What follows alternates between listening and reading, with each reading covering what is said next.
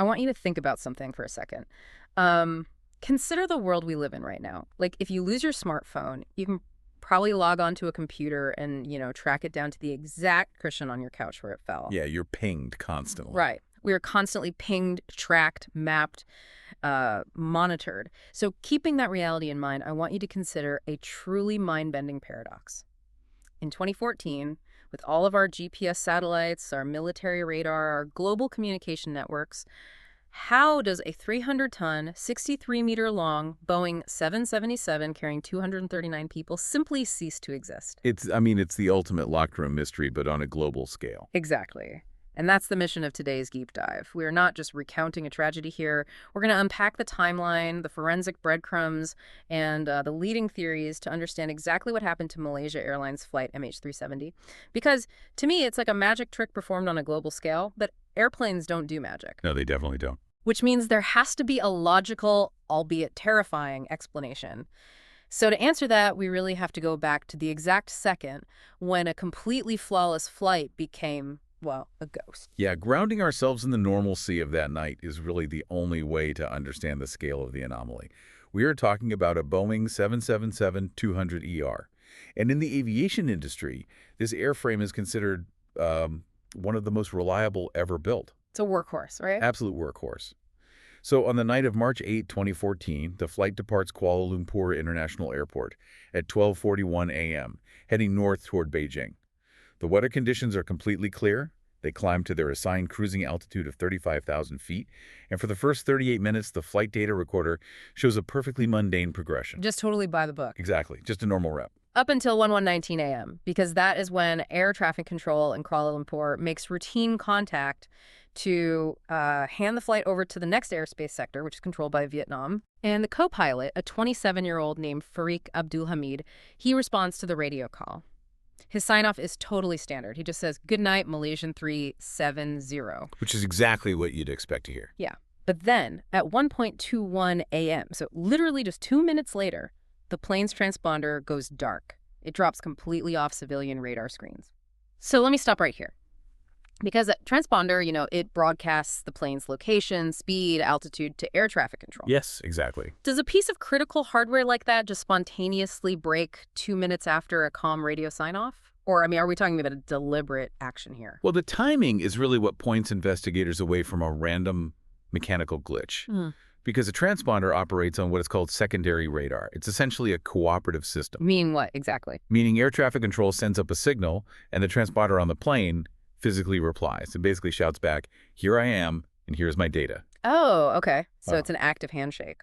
Right. So to have a sudden catastrophic failure of that specific system at the precise moment you are crossing an invisible boundary between two countries' airspace, the exact moment when Kuala Lumpur assumes Vietnam is taking over and Vietnam assumes Kuala Lumpur is still tracking you. Oh, wow. Yeah, it's statistically staggering. It is the ultimate blind spot. So you basically fall right through the cracks of jurisdiction. Exactly, which heavily implies someone in the cockpit reached over to the center console and turned a dial to switch the transponder off. Man.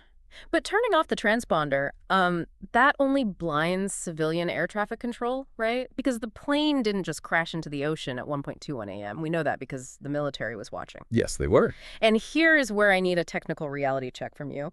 If someone deliberately turned off the transponder to become invisible, why couldn't they just turn off the military radar tracking them too? Well, because you cannot turn off physics. Okay, fair enough. Like we said, civilian radar relies on that transponder cooperating.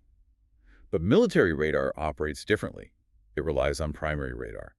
Primary radar sends out raw radio waves that physically bounce off heavy objects in the sky and return to the dish. So it doesn't need the plane's permission to see it. Right, exactly. You cannot push a button in a cockpit to stop radio waves from bouncing off a 300-ton aluminum tube. So while civilian screens showed empty black space, military radar installations in the region were actually painting a silent, unidentified object. And what those raw radio waves bounced off of was a plane executing a massive, deliberate U-turn. Like, it cut back across the Malaysian peninsula, flying in the complete opposite direction of Beijing. Yeah, a total reversal of the flight path. So if we look at the physics of that maneuver, it completely shatters the idea of a sudden midair explosion. If the plane blows up, it rains down in pieces at 1:21 a.m. It doesn't carefully bank and navigate back over the mainland. Exactly. That turn required active, physical control inputs. Someone was flying the aircraft. And after navigating back across the peninsula and moving out over the Andaman Sea, the plane flew for another 7 hours. 7 hours. In complete radio silence. And I mean, the only reason we even know it was in the air for that long is because of satellite pings. I've always tried to picture this like a cell phone in your pocket. That's a good way to look at it. Like, even if you aren't making a call, your phone is silently executing a background handshake with the nearest cell tower, just registering, hey, I'm here, I have power. Is that essentially what the plane was doing? Yeah, the plane's satellite data unit was doing exactly that. It was executing an automated digital handshake with an Inmarsat satellite, which was orbiting about 22,000 miles above the Indian Ocean. Okay, so just checking in. Right. Once an hour, the system simply sent a logon request. It wasn't transmitting GPS coordinates or altitude or speed. It was literally just a maintenance ping. That is so ironic. Like, a system fundamentally never designed to track an airplane's geographical location became the only breadcrumb trail left. Yeah, it's wild. Again. But investigators had to figure out how to use it. But wait, if it's not transmitting GPS data, how do investigators actually map out where the plane went based on a silent ping? Through an incredibly complex mathematical calculation called burst timing offset. Okay, you're going to have to break that down for me. I will.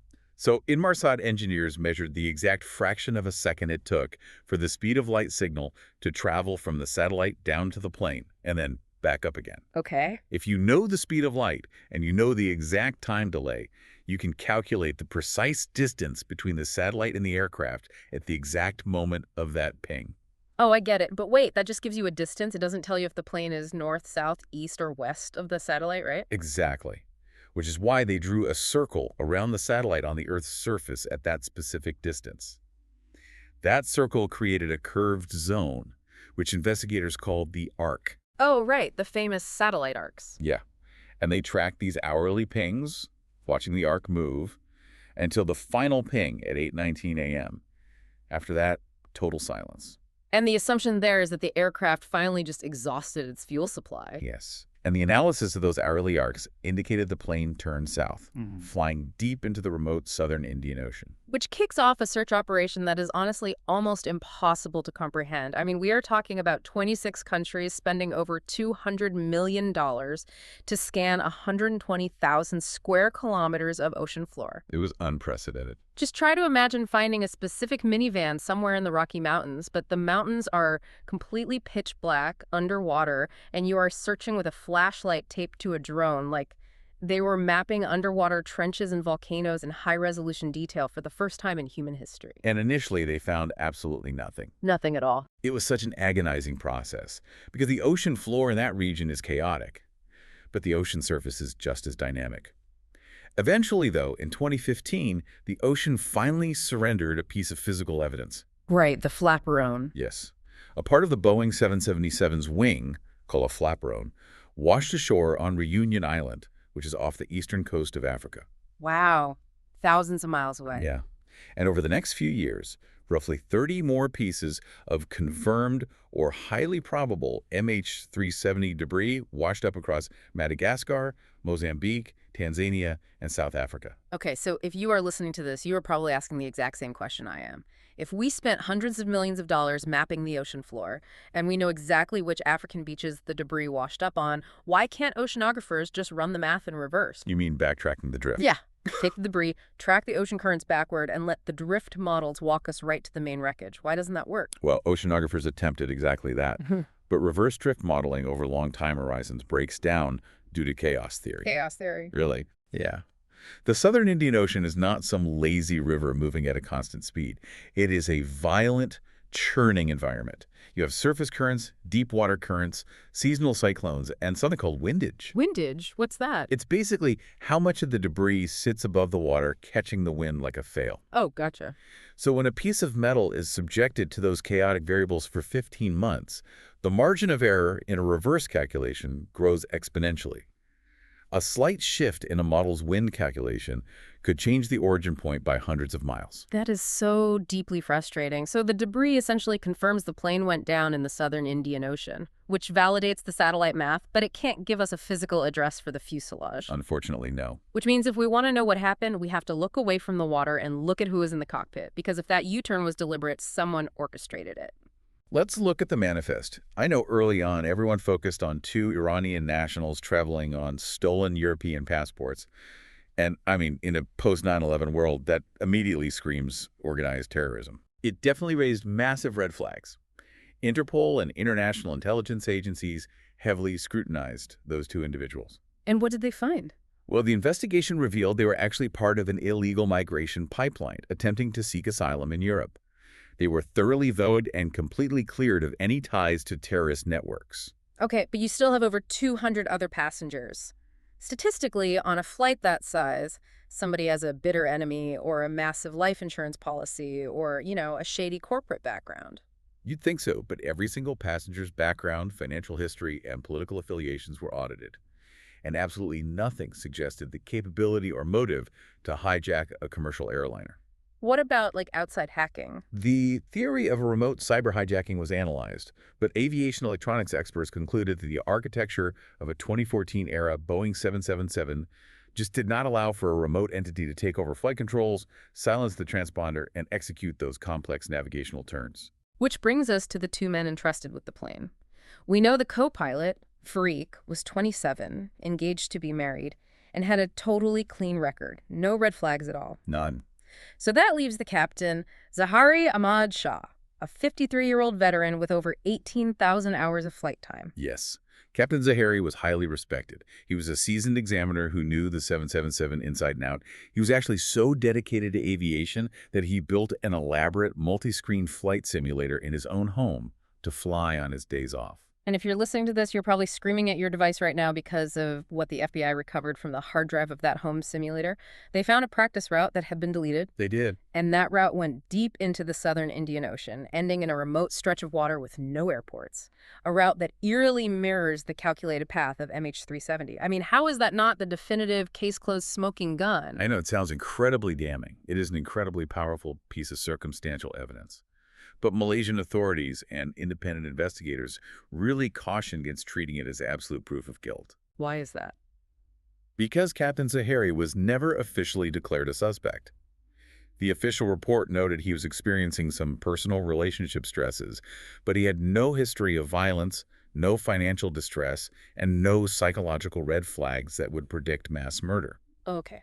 But still, the ability to do this. Right. Understanding the mechanics of how a commercial flight actually disappears forces investigators to look at the required skill level. Yeah, let's talk about those mechanics. Because how does someone physically make 238 other people just vanish? If someone wanted to ensure the passengers and crew could not intervene, they would need to depressurize the aircraft. And a veteran pilot knows exactly how to do this. Okay, walk me through it. They would lock the reinforced cockpit door, which is impenetrable from the cabin. Then they would manually switch off the aircraft's outflow valves, cutting the flow of pressurized oxygen into the cabin while flying at 35,000 feet. Wait, but don't the oxygen masks automatically drop from the ceiling when cabin pressure drops? They do, but those passenger masks rely on chemical oxygen generators that only provide about 12 to 15 minutes of breathable air. Oh my God, only 15 minutes. Yeah, they're designed to keep you alive just long enough for the pilot to descend to a breathable altitude. The cockpit, however, is equipped with dedicated pressurized oxygen cylinders designed to supply the flight crew for hours. So if the plane doesn't go down to a lower altitude. Exactly. If the plane remains at 35,000 feet, once those 15 minutes of passenger oxygen run out, hypoxia sets in. The passengers and the cabin crew would simply lose consciousness and eventually pass away peacefully in their sleep, leaving the pilot in complete, uncontested control of a ghost ship. The physiological reality of that is just terrifying, which feeds directly into the first of the four main theories investigators debate, which is pilot suicide or murder-suicide. Yes, it's the theory most accepted by investigators. Because it aligns perfectly with the depressurization mechanics, the deliberate evasion of radar, and that home simulator data. But if Zahari had no clear motive and no history of violence, we have to ask, what if this wasn't malicious at all? What if the plane itself just broke? That is the catastrophic failure theory. The premise there is that a sudden, massive emergency, like an electrical fire in the avionics bay, or a rapid explosive decompression, incapacitated the crew. Okay, so how does that explain the U-turn? The argument is that the pilots attempted to turn back to a Malaysian airport for an emergency landing, executing that U-turn, but were overcome by smoke or hypoxia before they could complete the maneuver or send a distress call. And then the aircraft just flew on autopilot until fuel exhaustion. So instead of a hijacking, it's a desperate crew trying to save the plane, and the automated systems just carry the dead aircraft into the ocean. Right. But the friction with that theory lies in the precision of the flight data. What do you mean? Well, a massive electrical fire does not neatly isolate and disable a transponder exactly at an airspace border, while somehow leaving the engines and autopilot perfectly functional for another 7 hours. Yeah, that's a huge coincidence. Exactly. Furthermore, military radar didn't just show a chaotic, drifting turn. It showed the aircraft navigating via specific geographic waypoints. It is incredibly difficult to reconcile a catastrophic, crew-killing emergency with deliberate, precise navigational inputs. Yeah, that makes a lot of sense. Which opens the door to the third theory. A hijacking gone wrong. Like a rogue passenger breaches the cockpit, takes control, but lacks the skill to land the plane. A struggle ensues, the plane depressurizes, and everyone perishes while the plane flies on. It's a plausible scenario mechanically, but the glaring hole in the hijacking theory is the aftermath. Because nobody claimed it. Exactly. The entire geopolitical purpose of hijacking a commercial airliner is leverage or messaging. In the history of modern aviation, hijackings are claimed by terrorist organizations or political factions. But in the decades since MH370 disappeared, not a single credible group has stepped forward to claim responsibility. A silent, unclaimed hijacking essentially defies the logic of the act itself. Right. And that vacuum of logic, that lack of a definitive explanation, is really the perfect breeding ground for the fourth major theory. And it's one we have to discuss because it dominates so much of the public discourse, particularly among the families of the victim. Yes, the cover-up theory. The belief that governments, specifically Malaysia and China, possess classified military or satellite data that they are intentionally withholding. Right. And to understand why this theory is so prevalent, you really have to look at the very first days of the crisis. The Malaysian government's initial response was heavily criticized by the international community. It was pretty chaotic, right? Very. Information regarding military radar tracking was delayed. Statements were contradictory. When official channels lack transparency during a crisis, public trust evaporates instantly. Many families genuinely believe that national security interests or international liability concerns are keeping the full truth hidden. And we should make it clear to the listener, we look at this theory neutrally, not as an endorsement of a conspiracy, but really as a factual reflection of the profound distrust that defines the legacy of MH370. Absolutely. The handling of the early investigation really fueled that fire. Because when you lay all these theories out, the chilling mechanics of depressurization, the mathematical impossibilities of a fire, the silence of a hijacking, and the deep mistrust of the governments involved, it leaves you with this agonizing lack of resolution. For us, it's a fascinating puzzle. But for the families of the 239 people on board, it is literal psychological torture. I can't even imagine. Think about the morning of March 8, 2014. You have hundreds of family members standing in the arrivals terminal at Beijing Airport, staring at a screen, waiting for a plane that will never land. Yeah. And without wreckage, without a definitive crash site, human psychology cannot process the loss. Right. You cannot grieve a death that hasn't been definitively proven. Right. The Chinese families, who represented the majority of the passengers, they organized protests outside embassies, holding placards for years, demanding satellite data, demanding the truth. They crowdfunded private investigators. They basically refused to let the world move on. But the world's official institutions eventually did move on. I mean, the multi-nation underwater search was officially suspended in 2018. So where does the investigation actually stand today? Well, the case officially remains open, but dormant. However, technology has advanced a lot since the initial sweep. In 2023, a marine robotics company named Ocean Infinity formally proposed a new search utilizing fleets of autonomous underwater vehicles. Oh, wow. So they think they know where it is. They believe refined drift analysis points to a new sector of the ocean floor. And throughout 2024, negotiations between Ocean Infinity and the Malaysian government have been ongoing to resume the hunt on a no-find, no-fee basis. Which is somewhat hopeful. But until a robotic submarine actually illuminates the fuselage in the pitch black of the Indian Ocean, we remain exactly where we were a decade ago. No criminal charges have been filed. No definitive cause has been established by the Malaysian government. And the black boxes, the cockpit voice recorder, and the flight data recorder that hold the undeniable truth of those final hours, they remain lost. And without those black boxes, every theory we have explored today is just a hypothesis built on digital shadows. We have 239 missing souls, 7 hours of radar silence, a mathematical arc drawn across the globe, and a few pieces of shredded aluminum washing up on foreign shores. It's so haunting. And it forces you to really reevaluate how safe we actually are. We assume that because we have the technology to track every smartphone on Earth, our massive commercial airliners are constantly tethered to a digital safety net. And that is exactly the most chilling reality MH370 exposed. That safety net is an illusion built on cooperation. The system only works if the hardware in the plane is allowed to speak to the hardware on the ground. This tragedy proved that the global surveillance apparatus has massive dark holes. And if a highly trained individual understands the architecture of the airspace, knows exactly where those jurisdictional blind spots are, and knows the sequence to sever the digital umbilical cord, another commercial airliner could simply choose to vanish tomorrow. That is terrifying to think about. There is no magic trick, just a machine, the brutal physics of the upper atmosphere, a vast, unforgiving ocean, and a sequence of deliberate actions that erased 239 people from the world. Thank you for joining us on this deep dive. Keep questioning the official narratives, keep demanding the truth, and we'll see you next time.